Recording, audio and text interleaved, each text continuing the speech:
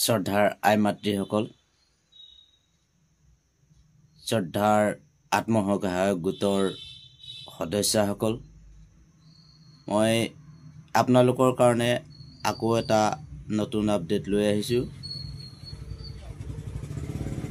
সেই আপডেটটো হ'ল যে যিসকল মহিলাই ফৰ্ম ফিল আপ কৰি ফটো আপলোড কৰি যিসকল মহিলাই সেই ফৰ্মখন ঘৰলৈ ঘূৰাই লৈ আনিছিলে, এতিয়া সেই কথাটো ওলোটা হৈছে। যিহেতু এতিয়া আকৌ সেই ফৰ্মখন নিজ হাতে গৈ যিজন ব্যক্তিয়ে ফটো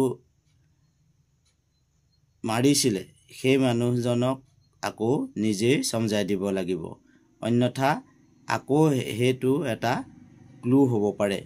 আপোনাৰ যদি 10,000 টকা যদি পাবলৈ ইচ্ছা আছে, তেনেহ'লে আকৌ পুনৰ যিখন ফৰ্ম ঘৰলৈ ঘূৰাই লৈ আনিছিলে সেই ফৰ্মখন আপুনি আকৌ তেখেতসকলক জমা দিব লাগিব, নহ'লে অন্যথা আপোনাৰ সেই 10,000 টকাটো কেঞ্চেল হ'ব পাৰে।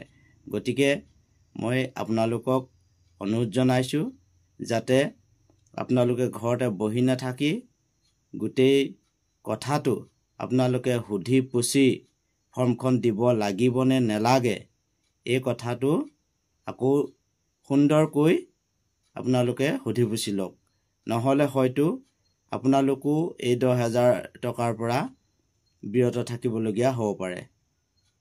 এইখিনিকে ক'লোঁ।